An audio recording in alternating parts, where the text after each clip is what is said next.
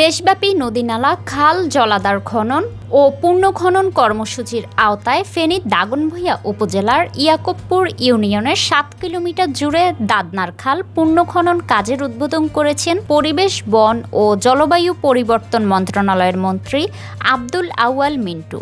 সোমবার বেলা 12:30টার দিকে মন্ত্রী ইউনিয়নের মিরেরপুল এলাকায় পুনর্খনন কাজের আনুষ্ঠানিক উদ্বোধন করেন। ৭২ লাখ টাকা ব্যয়ে বাংলাদেশ কৃষি উন্নয়ন কর্পোরেশন খননের এই কাজটি বাস্তবায়ন করেছে। এই উপলক্ষে আয়োজিত আলোচনা সভায় সভাপতিত্ব করেন ফেনী জেলা প্রশাসক মনিরা হক। উপস্থিত ছিলেন সরকারি বিভিন্ন দপ্তরের কর্মকর্তা ও জেলা বিএনপির নেতৃবৃন্দ।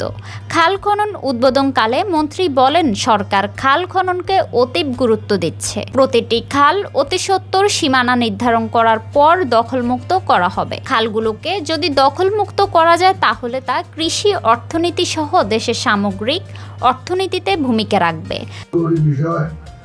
বাংলাদেশের কৃষি উৎপাদনশীলতা বাড়ানো, মোট কৃষি উৎপাদন বাড়ানো, জলাবদ্ধতা কমানো এবং সেচ ব্যবস্থা উন্নয়নের মাধ্যমে কৃষির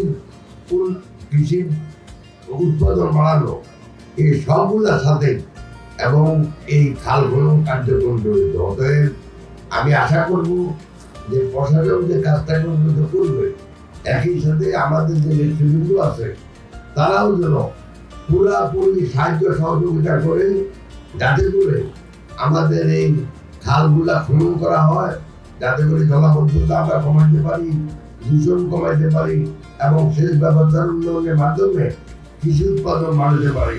আসসালামু আলাইকুম।